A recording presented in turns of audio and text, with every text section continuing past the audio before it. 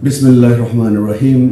प्यारे दोस्तों और सामीन किराम, अस्सलाम वालेकुम। जिस तरह से चाइनीज़ मसनूई खाद और दवाइयों का भरपूर इस्तेमाल के ज़रिए, या सिंपल ये कहें मसनूई और शॉर्टकट तरीक़ों के ज़रिए से बेमज़ा फ्रूट तैयार करते हैं। जैसे कि आप देख रहे हैं, चाइनीज़ अंगूर, अखरोट देखने में बहुत खूबसूरत होते हैं, लेकिन उनका जायका बहुत कमज़ोर होता है। इसकी वजह क्या है?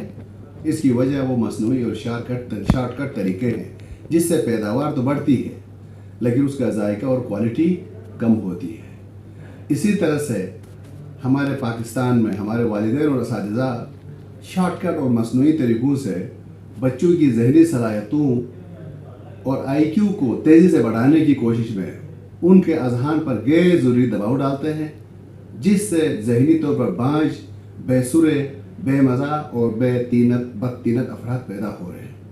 आज आप देख रहे हैं कि डिग्रियां बढ़ती जा रही हैं, क्वालिफ़िकेशंस बढ़ती जा रही है। इसी की रेशो में मुल्क के अंदर, मुल्क अजीज़ की गली कोचों में बेहयाई, बदकिरदारी, बदतमीज़ी, बदअखलाक़ी के एलिमेंट भी बढ़ते जा रहे हैं।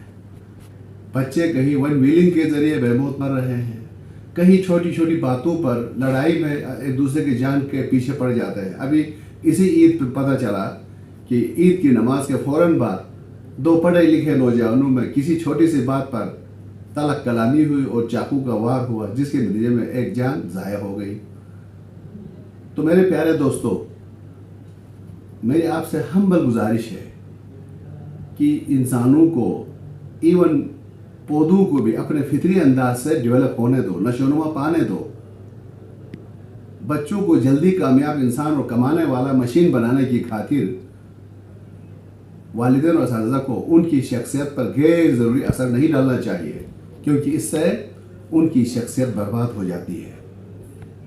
और जब वालिदैन बच्चों की नौकरी और बच्चों की कमाई के बारे में और दीगर जो दूसरों के मुकाबले में कौन क्या कहेगा, दूसरों के सामने अपने बच्चे को बहुत बुलंद रखने की खातिर उनसे बेजा तवक्कुआत रखते हैं, जिसकी वजह से वालिदैन पर भी मनफी असर पड़ता है और इसका नतीजा इनडायरेक्टली बच्चों के ऊपर भी पड़ जाता है, जिससे फ्रस्ट्रेशन और नफ्सियाती बीमारियों में इजाफा हो रहा है, जिसका मुशाहिदा आप कर रहे हैं। 4 या 5 साल की उम्र तक पहुँच जाने के बाद दबाव के शिकार बच्चों की जहनी शरह जो है वो बुरी तरह मुतासिर हो जाती है और वो दबाव के शिकार बालिगों के जहन के मानद हो जाते हैं। गुदूद की रतूबत और कार्टिसोन की मिकदार बढ़ जाती है। ये कीमियाई अज्जा जिस्म के अंदर जंग करने या भाग जाने के अमल को तेज़ कर देते हैं, जिससे उनका हाफिज़ा सुस्त पड़ जाता है। दुनिया के 50 ममालिक के तलबा के दरमियान एक तहकीक अंजाम दी गई और इसका नतीजा यही दिख रहा है कि जापान, फिनलैंड और डेनमार्क वो ममालिक हैं जिनमें उस्ताद बच्चों को बहुत कम होमवर्क देते हैं। अगर देते भी हैं तो उस होमवर्क को इंजॉयबल बनाते हैं, उनकी अमली ज़िंदगी से रिलेट करके बनाते हैं। घर पर दबाव डाला जाने वाला काम, यानी सफ़र, जो रवायती काम कहते हैं, जो हमारे यहाँ आम है, सफ़र नंबर 1 से 10 तक लिख के लाओ, मशक नंबर 4 के तमाम सवालात हल करके लाएँ, चैप्टर 6 को ज़ुबानी याद करके आ जाएँ। यानी अगर 8 क्लासेस है, 8 टीचर्स रोज़ाना 6 पेजेस लिखने और याद करने के लिए कहें तो बच्चा 48 पेजेस कैसे लिखेगा, कैसे पढ़ेगा? जबकि उस्ताद खुद एक पेज मनसूबबंदी के साथ 2 एक्टिविटीज़ लेके क्लासरूम में जाने के लिए तैयार नहीं है, कहता मेरे पास टाइम नहीं है। जब आपका काम ही टीचिंग है, आपका काम ही इंसानों की तरबियत है, तो फिर आपके पास टाइम क्यों नहीं है? एक लकड़हारा, एक चरवाहा अपने माल मवेशी को चराने के लिए ढेर सारी तैयारियों के साथ, सरगर्मियों के साथ वो कमज़ोर बकरियों के लिए पानी भी लेके जाता है, रोटी भी लेके जाता है, रस्सी भी लेके जाता है, चाकू भी लेके जाता है। आप खाली हाथ क्यों जाते हैं? जब खाली हाथ उस्ताद क्लासरूम में जाएगा तो वहाँ बच्चे शरारतें करेंगे, बच्चे उस क्लासरूम से भागना चाहेंगे। महंगे फीसों वाले स्कूल्स में होमवर्क के तौर पर बच्चों से कहा जाता है कि तुम मॉडल्स लेकर आ जाओ, महंगे महंगे टॉयज़ लेकर आ जाओ, जहाँ वो 10-10, 20 हज़ार फीसें दे रहे हैं और उसके बाद महंगी महंगी जो गाड़ियाँ हैं या टॉयज़ हैं वो बाज़ार से लेके जाते हैं। स्कूल वालों का काम क्या है? जब इतनी बड़ी फ़ीस ले रहे हैं तो टीचर्स भी यकीनन ट्रेन होना चाहिए, क्वालिफाइड होना चाहिए, उनको लो कास्ट मटेरियल के ज़रिए, नेचर के ज़रिए पढ़ाना चाहिए। हाँ, 9-10 से ऊपर जो बच्चे हैं ان کے لیے ویل اکوپڈ لیبارٹریز ہونی چاہیے, لائبریریز ہونی چاہیے, لیکن بدقسمتی سے بڑے بڑے اداروں کے اندر بھی وہی معلومات کی بمبارڈمنٹ ہی ہے. کلاس روم بیس لیبارٹری بیس سائنس کی ٹیچنگ نہیں ہوتی ہے. کمپیوٹر لیب سجے ہوئے لیکن بچے کو کمپیوٹر استعمال کرنا نہیں آتا ہے کیونکہ لیب کی شکل نہیں دکھاتے ہیں. اسی طرح سائنس کیمسٹری میں فزکس کے پریکٹیکلس ہوتے نہیں ہیں. And of the day formality کے طور پر امتحان کے دنوں میں 2 پریکٹیکلس کروا کے رٹوا کے پاس کروایا جاتا ہے, جس کی وجہ سے سائنسدان نہ ہونے کے برابر اس ملک میں پیدا ہو رہے.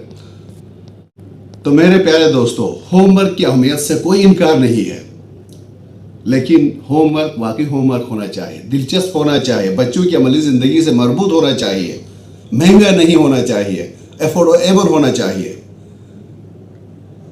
اور ٹیچر اور اسٹوڈنٹس کے درمیان ایک ریلیشن شپ کو ڈیولپ ہونا چاہیے. صرف معلومات کو رٹوانے اور روایتی ہوم ورک سے بچوں کے سر پر یہ ذمہ داریاں تھوپنے سے بچے قابل نہیں ہوتے. اساتذہ کو چاہیے کہ طلبہ میں سبق سے دلچسپی ایجاد کرنا سکھائے. بچوں اور والدین دونوں کو اس لرننگ پروسیس میں انوالو کرے. جہاں والدین اگر ان پڑھ بھی ہیں وہ بھی اپنے بچے کی ہوم ورک میں مدد دے سکے. ہوم ورک اس لیول کا ہونا چاہیے. اس مشکل کام سے بچنے کے لیے اساتذہ کے اندر کچھ ضروری قوائف ہونی چاہیے, خصوصیات ہونا چاہیے.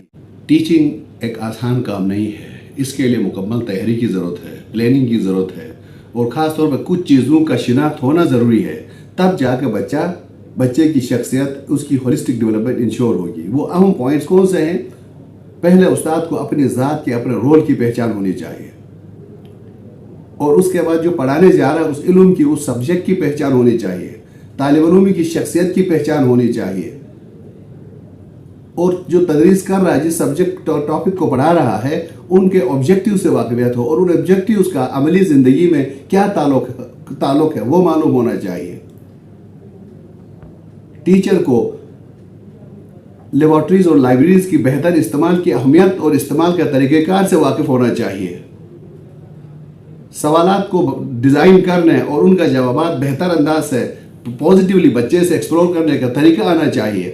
کمیونیکیٹیو اسکلز اس میں انکلکیٹ ہونا چاہیے, اور بچے میں خود اعتمادی, حوصلہ افزائی کو بڑھانے کی خاطر استاد کو خود رول ماڈلنگ کرنا آنا چاہیے, اور طلبہ کے ساتھ مثبت روابط کے ذریعے کلاس روم میں ایک کنڈیوسو لرننگ انوائرمنٹ پیدا کرنے کی صلاحیت آنی چاہیے, تاکہ بچے اپنی نالج کو خود ایکسپلور کر سکے, خود جنریٹ کر سکے, اور کلاس روم سے بچہ بھاگنا نہ چاہے بلکہ کلاس روم کی طرف بچہ دوڑ کے آ جائے.